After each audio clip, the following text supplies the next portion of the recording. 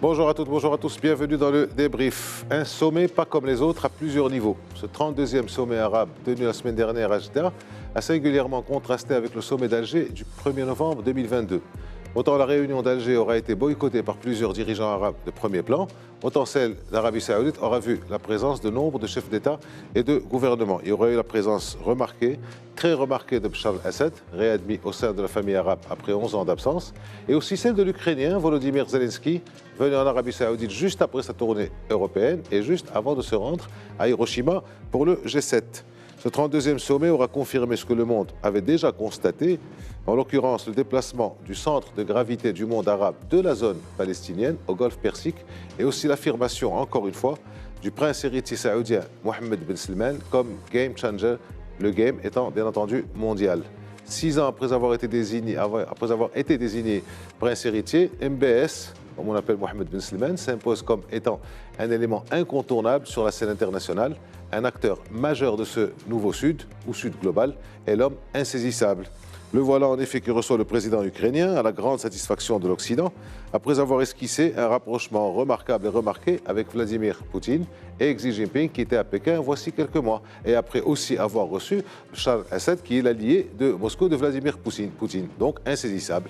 En seconde partie, nous essayerons de décrypter l'ampleur de la présence russe en Afrique et plus particulièrement en zone sahélo-saharienne. Au vu de la nouvelle alliance sino-russe et de la compétition entre Chinois et Occidentaux sur le sol africain, dans quelle mesure ce rapprochement entre Moscou et Pékin pourrait-il se concrétiser sur le sol africain, encore une fois, dans une sorte de convergence d'intérêts entre les deux grandes puissances? Alors avec nous pour parler de ces deux thèmes, Moustapha Sahimi, professeur de droit, politologue, merci d'avoir été avec nous. Bonsoir. Ali Harichi, vous êtes doyen de l'Institut de sciences politiques de Mondiapolis. Merci aussi d'avoir répondu présent à notre invitation.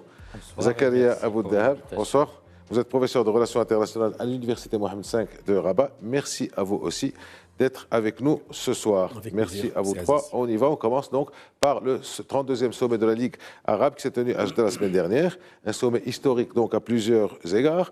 Il y a eu le 31e sommet à Alger le 1er novembre 2022, une sorte de non-événement. On a tous suivi ça. Et avant celui de Tunis, toujours dans la région arabe, dans la maghrébine, avant la crise Covid en 2019. Puis, pendant 3 ans, il n'y a pas eu de sommet d'Alger. Et on parlera maintenant du sommet de Jeddah. Alors, dans sa déclaration finale, je commence par vous, Zakaria Abou-Dahab, dans sa déclaration finale, le 32e sommet a affirmé la centralité de la cause palestinienne, la nécessité de restaurer la paix au Soudan, la garantie de la paix et de la sécurité au Yémen, entre autres choses. Alors, en quoi ce sommet était-il particulièrement important? Qu'est-ce qu'on peut en attendre par la suite? Particulièrement important d'abord en amont, puisqu'il y a eu des préparatifs et des réunions parfois marathon pour aboutir à un consensus concernant des questions épineuses, comme la question de la réadmission de la Syrie.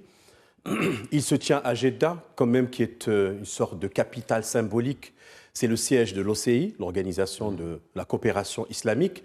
Et c'est une Arabie saoudite qui est, on va dire, émergente, comme pôle régional ascendant. Par ailleurs aussi, par la qualité des délégations, absolument, et par les surprises politiques avec l'admission ou l'invitation adressée à M. Volodymyr Zelensky, et évidemment la présence en personne de M. Bachar al-Assad, donc qualité de délégation aussi de la part des chefs d'État, de gouvernement qui ont fait le déplacement, ou par leurs représentants, mais par ailleurs par le contenu même de la déclaration substantielle, 12 paragraphes, qui font écho ou résument, si vous voulez, comme un abstract, comme on dit, de 32 paragraphes qui ont été déjà formulés par le Conseil des ministres des Affaires étrangères arabes. Si on fait une étude de lexicométrique, on va voir que sur le plan quantitatif, la question, il faut le dire, palestinienne a occupé pratiquement les 2 tiers même de la déclaration. C'est une recentralisation de cette question majeure, d'ailleurs, qui coïncide avec montée d'un cran de la violence au sein des territoires occupés et la constitution d'un gouvernement d'extrême droite en Israël fin décembre 2022. Troisièmement, elle est marquée, émaillée par la conflictualité, hélas malheureusement, qui marque le qu'on appelle le monde arabe de façon générale, comme disait De Gaulle, allons vers ce Moyen-Orient compliqué. Alors, avec des idées simples. Le Soudan, la Libye, les reliquats, le Yémen, etc., mais avec des brèches, des ouvertures sur les questions futures, on va dire, la transition numérique, la sécurité alimentaire collective, etc. En tout cas, je crois que c'est un sommet qui est assez particulier sur le plan qualitatif et sur le plan également de la charge de l'agenda. Alors, on reviendra aussi sur ce gros passage sur le développement économique, sur l'environnement, sur le climat, le réchauffement. Il y a eu beaucoup de choses qui ont été dites. C'est une première ou presque pour un sommet arabe. Alors, Zakaria Bouddahab parle de recentralisation de la question palestinienne. Donc, entre autres, pour vous, Ali El-Harissi. D'abord, je m'inscris sur ce que vient de dire mon collègue, professeur Abou-Dahab. Effectivement, la question palestinienne a pris une part très importante dans ce sommet. Ce sommet, il est aussi important comme vous l'avez dit, par la qualité et la présence des chefs d'État ou de leurs représentants. Donc, ça, c'est très important parce que si on fait la comparaison avec le sommet qui a été tenu à Alger, ça n'a rien à voir. On n'a pas demandé aux gens d'aller au Sheraton, mais c'est un sommet qui a vraiment articulé les problématiques que vit le monde arabe et il a essayé de mettre des idées pour trouver des solutions par rapport à ces problématiques, parce qu'aujourd'hui, quand même, le monde arabe, il est émaillé de conflits internes, et des conflits interétatiques arabes. Les conflits internes, on a le problème du Soudan aujourd'hui, la Libye, depuis 12 ans, ce problème, il est toujours là. On a des problèmes, le Yémen, un peu qui commence plus ou moins à se résoudre, et il y a d'autres problèmes entre les États arabes sur les projections le rôle des États arabes si vous voulez, dans la géopolitique mondiale ou la géopolitique de la région. Mais aussi, il est important parce que l'Arabie saoudite, quand vous avez tout à l'heure parlé de MBS, donc du prince saoudien, on voit que l'Arabie saoudite prend un rôle très important de leader au niveau de la région. Et dans ce nouvel ordre mondial, nous avons vu que l'Arabie saoudite se réconcilie avec l'Iran. L'Arabie saoudite qui était sous, je ne dirais pas la tutelle, mais la protection de l'Occident, elle se rapproche de l'Iran qui est l'ennemi de l'Occident. Il y a aussi dans cette présence, la présence c'est-à-dire une émancipation de tout le monde, de toutes les autres puissances. Vous avez à la fois Zelensky, c'est-à-dire l'ennemi de la Russie, mais vous avez le protégé de la Russie qui revient, c'est Bachar el-Assad. Donc tout cela, ça nous donne quand même l'importance d'un sommet avec une telle présence et comparativement à ce qui s'est passé au sommet qui disait qu'il allait résoudre les problématiques des Arabes, où il n'y avait rien, on voit l'importance, on voit que certains pays, quand ils prennent réellement le leadership dans leur région ou dans la Ligue arabe ou le monde arabe, ils proposent des solutions et des compromis. C'est bien ce qu'on disait tout à l'heure, MBS, Mohamed Mslimane, l'insaisissable. Alors, je vous ai laissé pour la fin, Mustafa Sahimi, comme on dit en excellent français, last but not least. Merci. Je voudrais d'abord une précision. Vous avez fait référence au fait que le sommet d'Alger, 1er novembre 2022, avait été un non-événement. Je vais plus loin, ça a été un échec, tant du point de vue du niveau de participation que des thématiques entretenues et divulguées. J'ai fait la comparaison entre les deux communiqués, le sommet d'Alger et celui de Jeddah, c'est pas la même teneur. Le sommet d'Alger, c'est des généralités qui, comme on dit dans le langage courant, qui vont pas loin. Là, c'est un texte qui est construit et l'affirmation d'une doctrine. Alors, quelle est cette doctrine? C'est réunir les conditions de mise sur pied d'un groupement régional.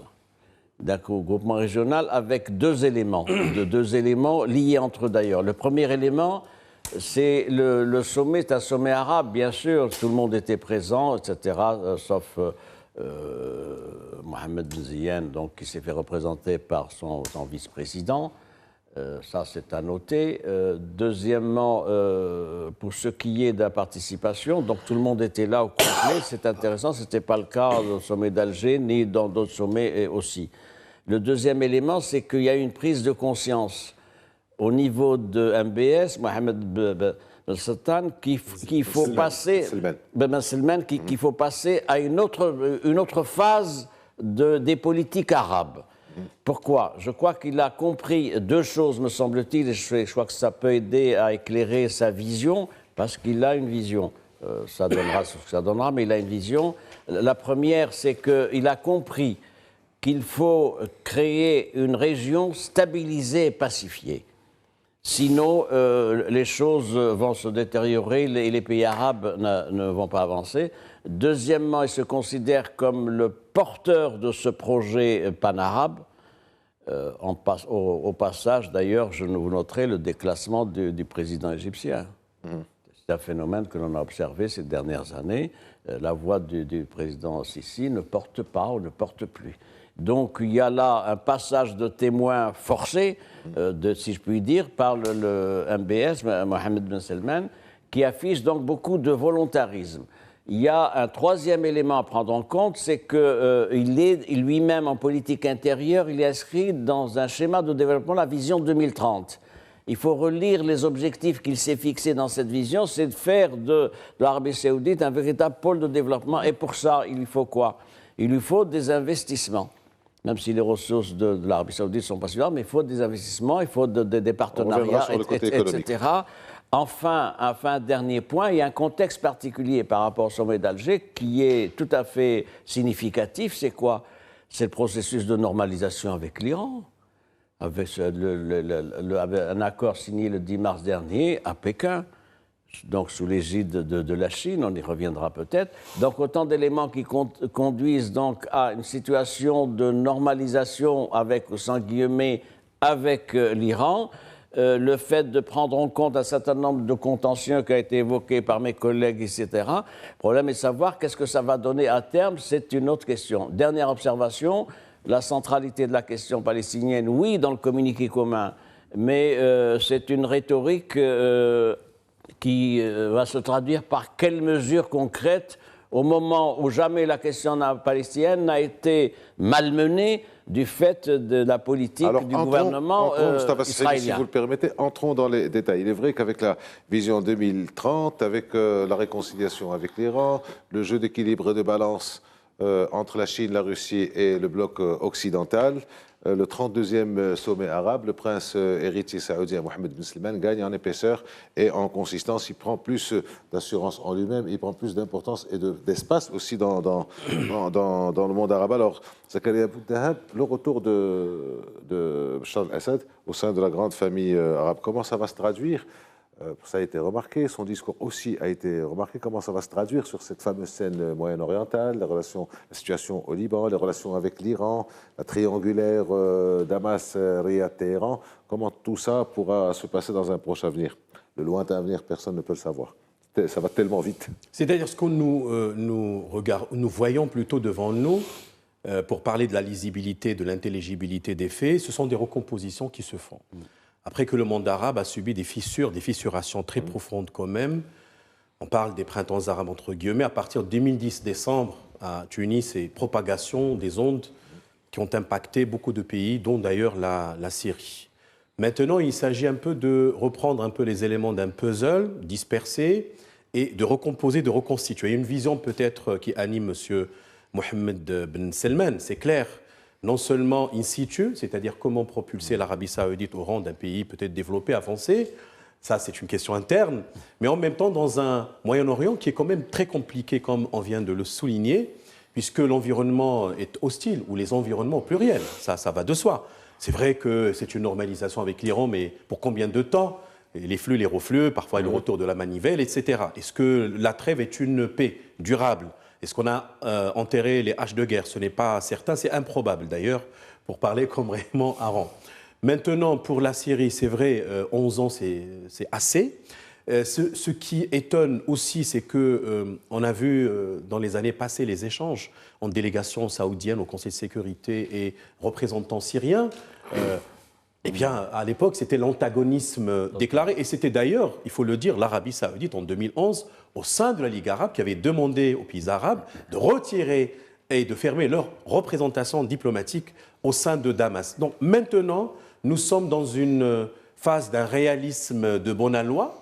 Il s'agit tout simplement de prendre en considération, comme je l'ai dit, la transition du système international qui n'a pas encore fini de se reconfigurer.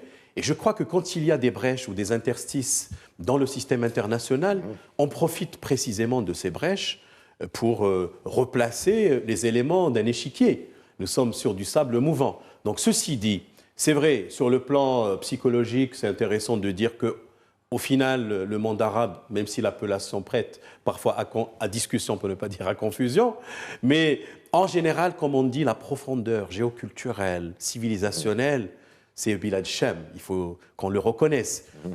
Tant pis si c'est toujours avec M. Bachar el-Assad, j'en sais rien, le réalisme a triomphé au final, sur une vision un peu plus idyllique ou idéaliste des relations internationales. D'ailleurs, on a vu les réactions timorées et des États-Unis, la France, etc., qu'ils n'allaient pas, ces pays composés avec Bachar el-Assad, en l'accusant d'avoir utilisé des armes chimiques. Mais de toutes les manières, vous l'avez dit, c'est Mustafa aussi, c'est Ali, que c'est une ligue arabe qui cherche à structurer son existence au sein d'un environnement hostile, dans un contexte géopolitique pluriel, caractérisé par des crises quasiment chroniques. Alors, Ali Harichi, vous en parliez tout à l'heure, on revient là-dessus, cet art de la finesse diplomatique, cet art du coup de maître, le coup de maître ou l'art du coup de théâtre, c'est de recevoir en même temps l'allié indéfectible de la Russie qui est Bachar el-Assad et celui de l'Occident qui est Volodymyr Zelensky. En même temps, je ne pense pas qu'il se soit véritablement parlé. Commentaire?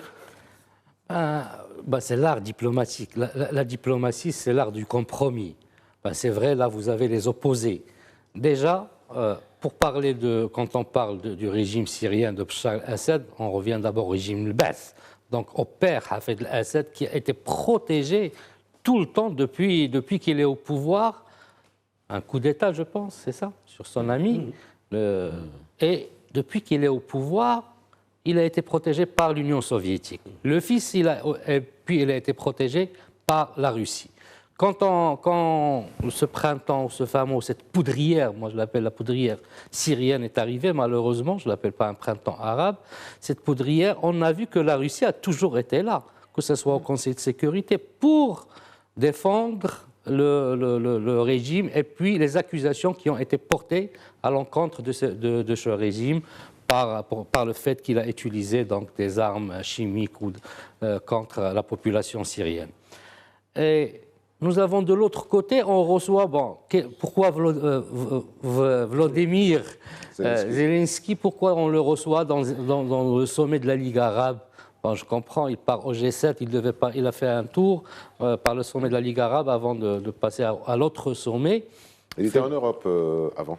Il était en Europe juste avant. Oui. Paris, Berlin. Donc, mais pour les sommets, donc, il est venu au sommet arabe avant de partir au G7. Donc, pourquoi le recevoir? Et en même temps, on reçoit donc, celui qui représente, si vous voulez, aujourd'hui l'Occident contre la Russie, et on reçoit le protégé de la Russie.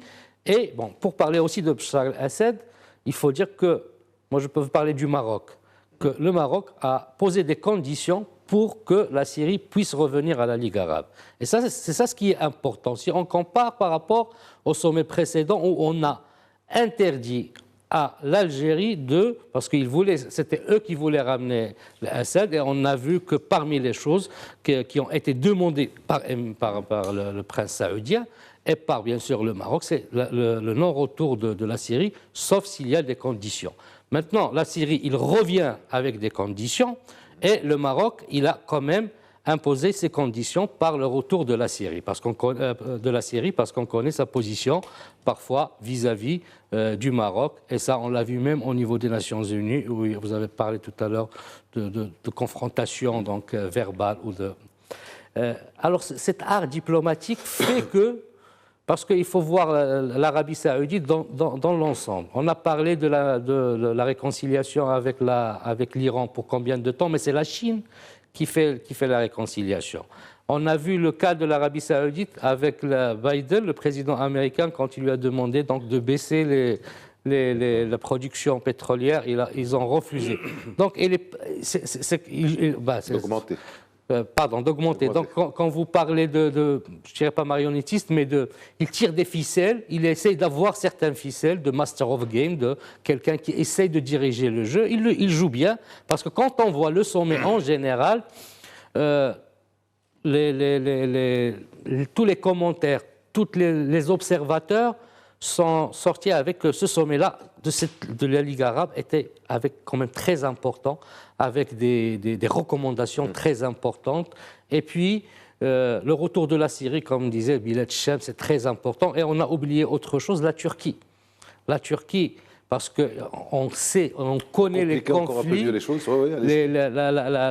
Turquie, la position de la Turquie par rapport à la Syrie, par rapport au monde arabe et par rapport aux intérêts qu'elle partage pour lesquels elle est en affrontement avec certains pays arabes dans l'Arabie saoudite. Si on parle de la Libye. On peut dire aussi que Mohammed Ben Salman a voulu donner des gages un peu à l'Occident qu'il a malmené. Vous parliez un peu de l'OPEP, vous parlez de ce rapprochement avec la Chine qui a fait le rapprochement, la réconciliation avec l'Iran. Donc c'est aussi dire aux Occidentaux avec lesquels il est en business. Je suis toujours votre ami. Oui. Bon, vous comptez toujours pour nous. On mais avec de nouvelles conditions. Le coup ici, ça fait loin, mais bon, il y a toujours ce qui se passe actuellement. Alors, Mustafa Shimi, j'ai une autre lecture, si vous permettez. Alors rapidement, parce que je voudrais aussi, vous avez parlé de MBS, MBZ, Mohamed Ben Zayed, qui n'était pas là. Est-ce qu'il y a de la friture Je vais répondre à ça, mais j'ai une autre lecture, ce qui a été dit. Je ne suis pas sûr que le prince héritier saoudien ait voulu donner des gages à l'Occident. Bien au contraire, je vois dans cette politique l'affirmation, en tout cas la recherche, d'une autonomie stratégique. Il est en train d'œuvrer pour mettre sur pied des éléments constitutifs d'une potentielle autonomie stratégique. Et je note que l'Occident est pratiquement absent dans les préparatifs et dans ce processus arabe. Il n'y a pas la main des États-Unis, alors que d'habitude, on sait le poids de Washington. Il n'y a encore moins la patte de l'Union européenne. La Russie ne pèse plus comme auparavant du fait qu'elle n'a plus les relais. Elle a comme relais quoi? Elle a comme relais la Syrie et les relations qu'elle a avec l'Égypte. Voilà les éléments. Oui, mais l'Iran n'est pas dans la Ligue arabe, c'est pour ça que j'en parle pas. Donc nous en sommes là. Il y a là quelque chose d'intéressant qui est en train de se construire, c'est-à-dire la mise sur pied possible, potentielle ou virtuelle, d'une autonomie stratégique.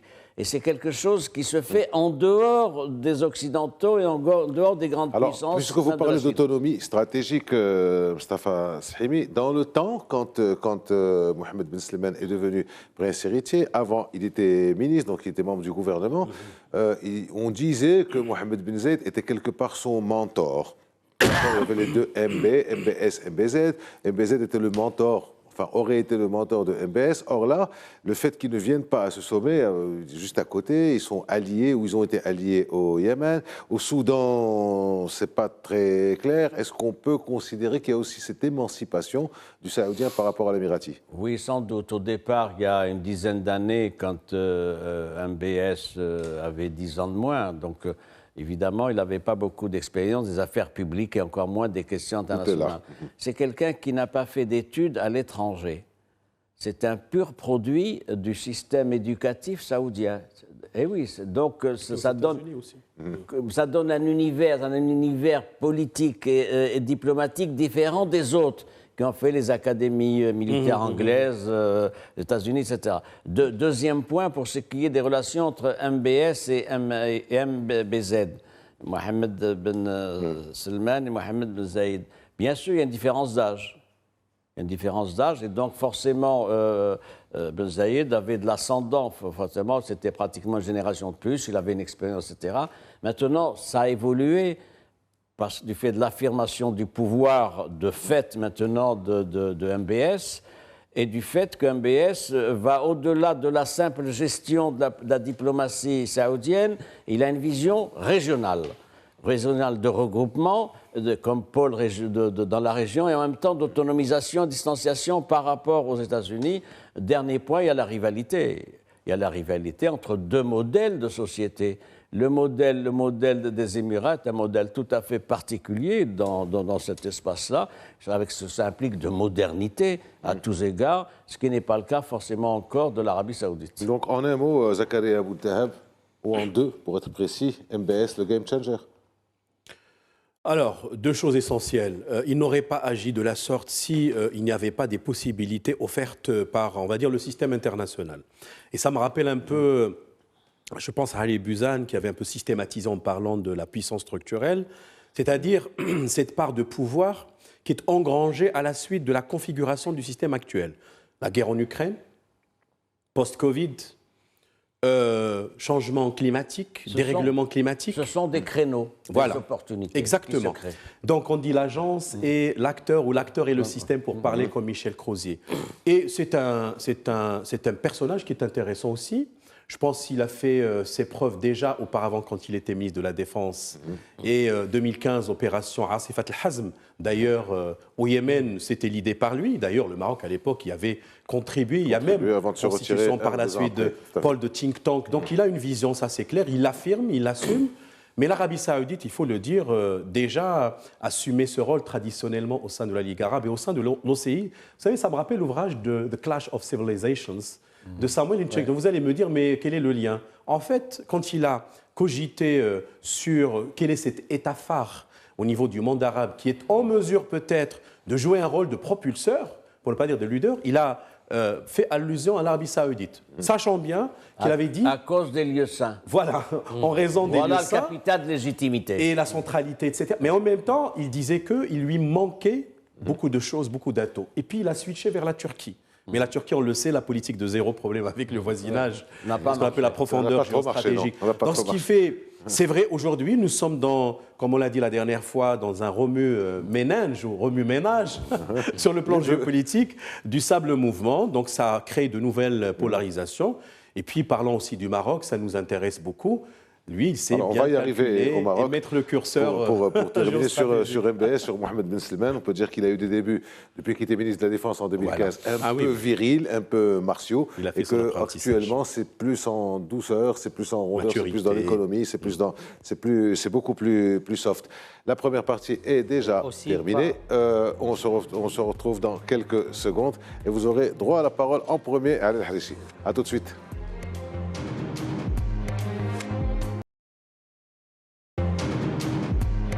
C'est parti pour la deuxième partie du débrief consacré en première partie au sommet arabe de Jeddah, 32e sommet arabe de Jeddah, excusez-moi. Et en deuxième partie, nous allons partir aussi en Afrique pour parler un peu des relations russes, chinoises avec l'Afrique.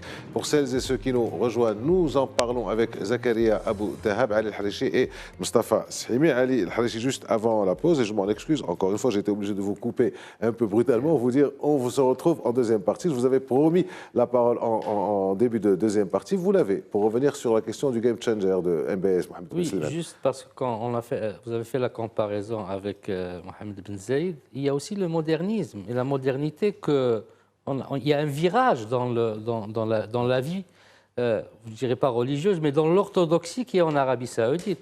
Mohamed Ben Salman, il est en train de complètement changer le mode de vie, c'est-à-dire sur le point de vue du soft power interne, culturel de l'Arabie saoudite. L'Arabie saoudite, d'abord, les femmes qui ont eu le droit à avoir un permis et conduire leur voiture, il y a des festivals. Aller au cinéma, il y a des festivals, il y a des gens qui dansent, qui vont à la plage. C'est tout alors que tout ce qui était avant, c'était une orthodoxie wahhabite avec comment on les appelle, les mouftis qui tournaient, donc qui interdisaient certaines choses. Lui, il a ouvert la population. Donc sur la modernité, donc c'est quelque chose quand même, c'est un jeune prince qui a le pouvoir et qui est en train de voir l'Arabie saoudite. Certes, les lieux saints sont là, mais dans un islam moderne, modéré, avec une population qui s'ouvre sur le monde. Et on voit, si on va sur les réseaux sociaux, beaucoup de jeunes qui adhèrent, donc qui adhèrent à cette vision. Avec des limites. Oui, Pourquoi? bien sûr. Parce que les forces religieuses en Arabie Saoudite sont plus importantes que celles qu'il y a aux Mais, Émirats. Ouais, mais elles reculent. sans vous... Elles reculent. Elles reculent, Elles elles sont reculent là. lentement, mais sûrement. C'est Même un les forces- référentiel de valeur et de conservatisme. C'est Il pour faut ça pas qu'il a se mis tromper. 8 ans, depuis qu'il est aux affaires. Ça fait 8 ans qu'il a été nommé au gouvernement, ministre de la Défense. Ça fait 6 ans qu'il est prince héritier. C'est pour ça qu'il a mis du temps Et à même les faire forces reculer. religieuses si vous voulez, les grands patrons des forces religieuses, dans leur déclaration, il y a un retour, c'est-à-dire que l'islam doit être modéré. Et on l'a vu sur des déclarations à la télé et ailleurs. Alors, je reste avec vous, Ali Harichi. Ici, on lit la déclaration finale. Donc, effectivement, une grande partie a été consacrée à la question palestinienne, mais il y a aussi une partie importante. Et, en préparant cette émission, j'ai été faire un tour un peu sur les autres déclarations finales. Il n'y a jamais eu de passage aussi long sur le développement, sur l'économie, sur les engagements du pays hôte, c'est-à-dire l'Arabie Saoudite, pour ce qu'elle fera sur cette année lors de cette année où elle aura la présidence. Alors, dans le désordre, développement durable, l'aide au développement, les chaînes d'approvisionnement, le dessalement, la R&D, est-ce que là aussi on voit la touche Mohamed Ben Salman? Oui, certainement, on voit cette touche, mais d'autant plus ce qui est conjoncturel aujourd'hui et qui est devenu même structurel. Si on parle de l'eau, l'eau est un problème, d'ailleurs ça a été évoqué dans ce sommet-là, la problématique de l'eau qui devient structurelle de par le monde et surtout dans le monde arabe qui est dans une zone aride et semi-aride. Donc, quand on parle de dessalement, donc c'est une vision à long terme pour essayer de résoudre, pour ne pas tomber dans d'autres problématiques en dehors des conflits dont nous avons eu, on va dire, pendant 50 ans que nous connaissons. Maintenant, ce sont d'autres défis, d'autres challenges qui sont face au monde arabe. Vous avez parlé des défis du climat. Donc, quand on parle de développement durable, il faut se préparer pour le développement durable. Il faut se préparer. Les énergies fossiles, aujourd'hui même beaucoup de pays, et l'Arabie Saoudite sont les grands producteurs des énergies fossiles. Il faut se rediriger vers d'autres énergies, les énergies, c'est-à-dire les énergies renouvelables, l'énergie verte, l'énergie solaire. Et c'est pour cela qu'on parle de chaînes d'approvisionnement, pas de chaînes d'approvisionnement dans le développement durable. Tout cela, en fait, va de pair pour un monde arabe face à de nouveaux défis et de nouveaux challenges donc, qui sont tout à fait différents des challenges et des défis que nous avions auparavant. Moustapha Sahimi. Dans le prolongement de ce qu'a dit mon collègue et ami, ceci. Vous prenez l'historique de la Ligue arabe 1945, ça fait 70 ans, plus de 70 ans, etc. Fondamentalement, ce sont les problèmes de sécurité et de stabilité qui ont prévalu. Il n'y a jamais eu beaucoup de choses sur le plan économique.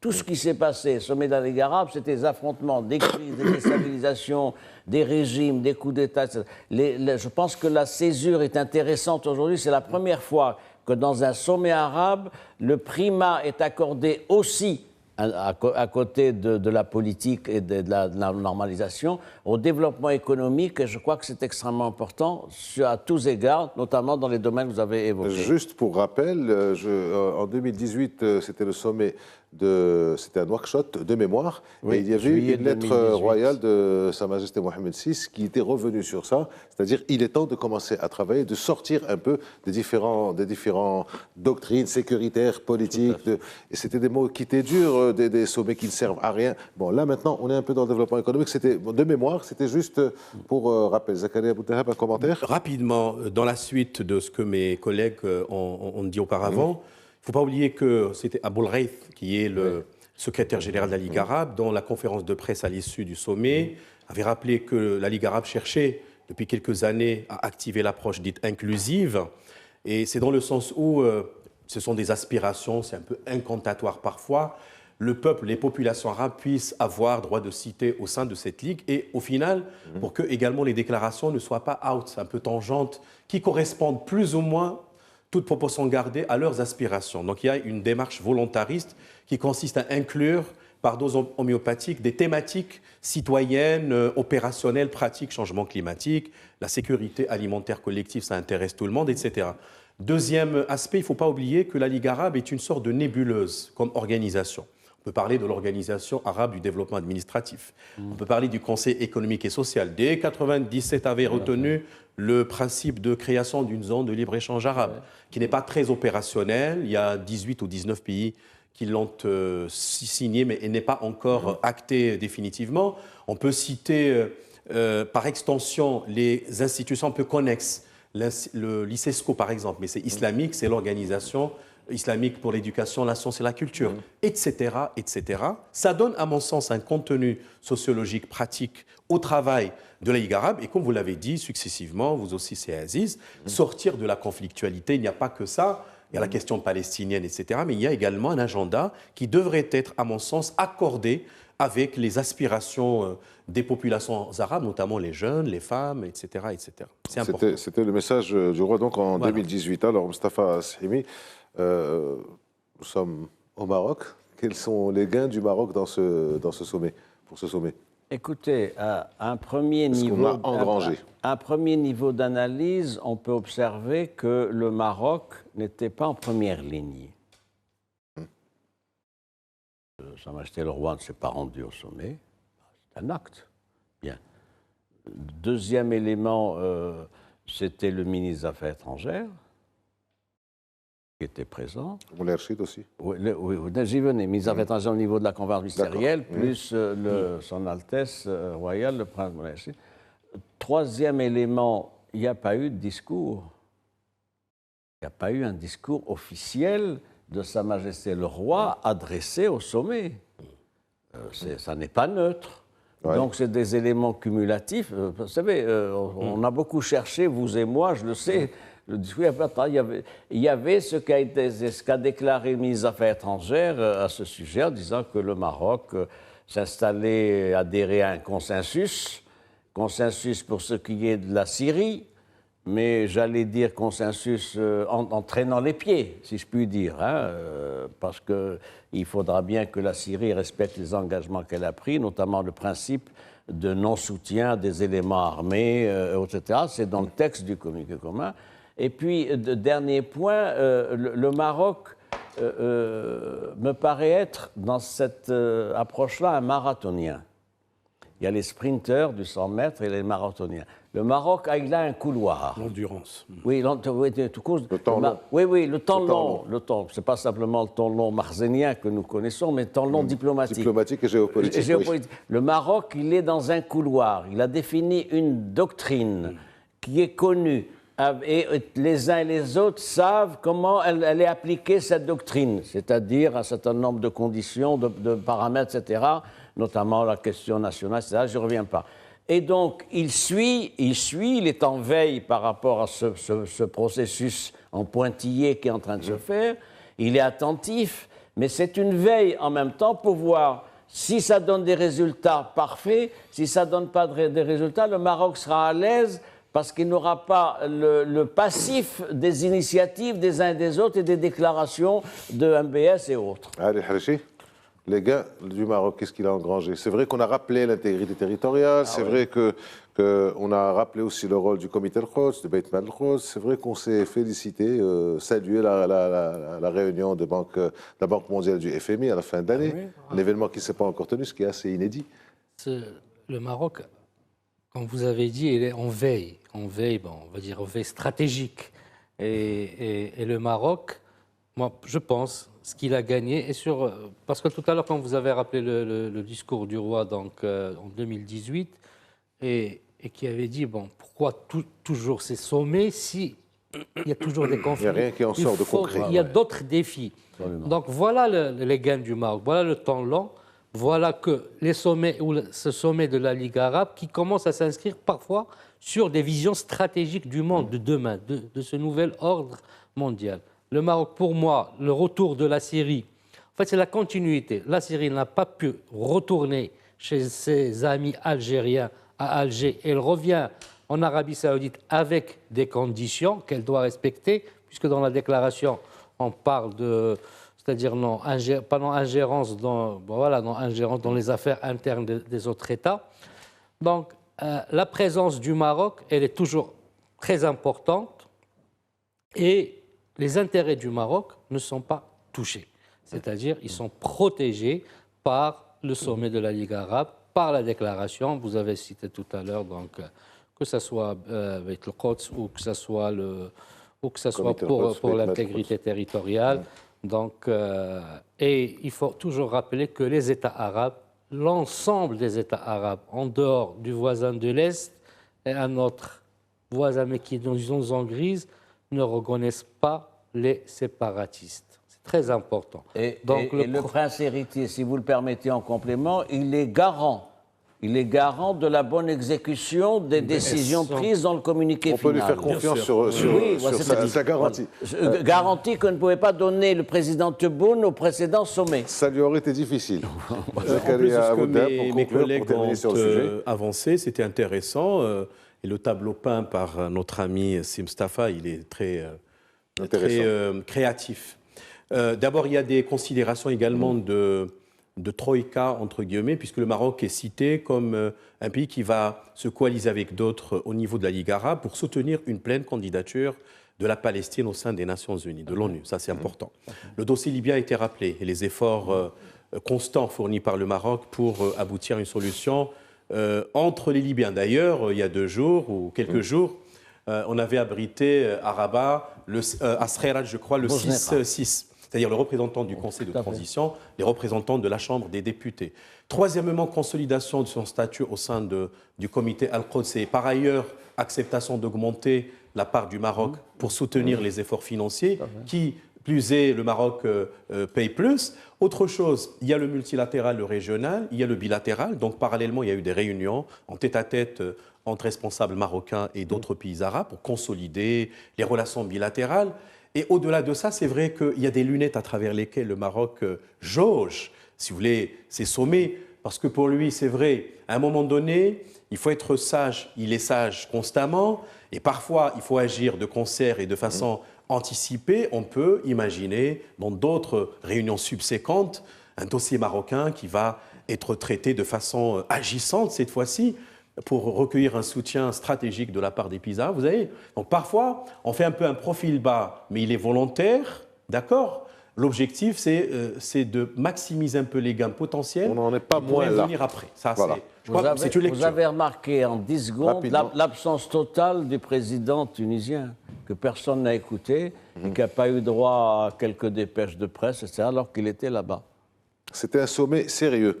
Alors, on passe au deuxième axe, qui est celui donc de la Russie et de la Chine en Afrique. La Chine, comme on le sait, je ne vous apprends rien, investit massivement, finance, colocalise un certain nombre d'industries. Elle est active dans le domaine de l'immobilier, dans le domaine de l'énergie, dans d'autres domaines. Elle construit, elle prête de l'argent. La Russie est présente aussi sur le plan diplomatique. Elle revient sur le plan diplomatique et est présente sur le plan militaire, directement ou essentiellement à travers le groupe Wagner.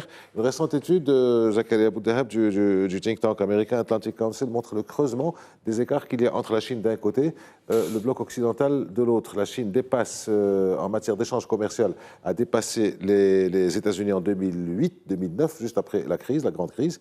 Elle a dépassé les Européens en matière d'échange, les Européens, toute l'Europe, en 2014, puis encore en 2017, elle est toujours au-dessus. Alors, comment on peut expliquer, avec les 300 milliards investis pratiquement sur les 15 dernières années, comment on peut expliquer cet intérêt de la Chine pour l'Afrique? Est-ce qu'il est simplement économique ou il y a de la géostratégie derrière? Je suppose qu'il y a de la géostratégie derrière, vu que vous opinez. C'est clair, oui, c'est clair. Il y a du tout, une approche activée par l'empire du milieu, c'est bien ça. Donc une Chine quasiment impériale, non pas qui renaît de ses cendres, mais c'est une Chine qui était toujours, on va dire, offensive, mais c'est l'approche un peu du dragon.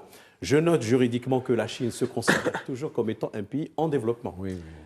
Vous voyez, c'est des combien même... Les Américains sont en train de penser à lui retirer ce statut parce que... ça lui donne des avantages. Ça lui donne des avantages. Pour lui faire supporter davantage d'obligations, les Américains le font dans cette optique-là. Je me souviens...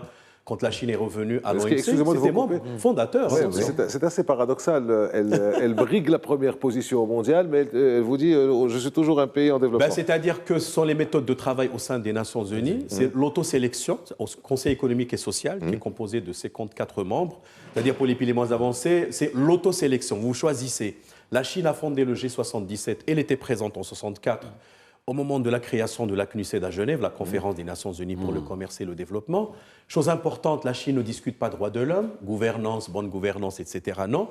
Et je crois qu'elle a eu une approche un peu plus directe et opérationnelle. C'est elle qui avait construit le siège flambant neuf à l'époque de l'Union africaine à Addis Abeba. Il y a eu des polémiques après, par la suite. Mais le paquet, elle a des excédents immenses. Elle finance même le déficit budgétaire américain par les bons du Trésor, etc. Ce n'est pas le modèle non plus, il faut le dire. Il y a toujours des lacunes, des insuffisances. Parfois, on a vu à Djibouti une présence massive de Chinois qui parfois sont assimilés à des gens qui font un peu du capitalisme prédateur, que je mets en guillemets, d'accord ? C'est une question de perception. Je me méfie parfois des raccourcis des think tanks américains, parfois chercher un peu à amplifier la menace chinoise ou la menace jeune. Voilà. On le sait, on a besoin de créer un ennemi, etc. Cela date d'il y a plusieurs années, jusqu'à lorsque la Chine a commencé un peu à grignoter des parts de marché traditionnellement des Occidentaux. Les Occidentaux restent toujours dans une rhétorique un peu dépassée. Je ne parle pas des Américains, surtout les Européens. Vous prenez par exemple les accords de Lomé, devenus les accords de Cotonou, 2000 et au-delà. En fait, il s'agissait tout simplement de reproduire le schéma colonial d'une manière ou d'une autre. Donc on est un peu dans l'échange inégal, on est un peu dans l'aliénation, etc. Toute la littérature économique. Ce qui fait que la Chine est en dehors de ça. Je crois qu'elle a le langage plus proche de celui des pays en développement, notamment les pays de l'Afrique subsaharienne. Et avec ce big projet de les routes de la soie, elle a su comment tout simplement faire adhérer un certain nombre de pays africains, dirigeants, voire aussi des jeunes, à sa ratio légis, comme on dit, et je crois qu'elle réussit, ce faisant. Alors, elle fait du hard power économique, il y a aussi du soft power, c'est-à-dire tout ce qui passe, entre autres, par la culture, avec un peu moins de 20% de l'ensemble des bourses chinoises qui sont accordées à des étudiants africains, les instituts Confucius qui fleurissent un peu partout sur le continent. Partout, même au Maroc. Il y a un engouement pour l'étude du chinois, c'est intéressant à relever. Pour ce qui est de la Chine, ceci, il n'y a pas de contentieux entre la Chine et les peuples africains. Il n'y a pas de contentieux colonial. Eh oui. La Chine n'a pas été un pays expansionniste ni colonialiste en Afrique.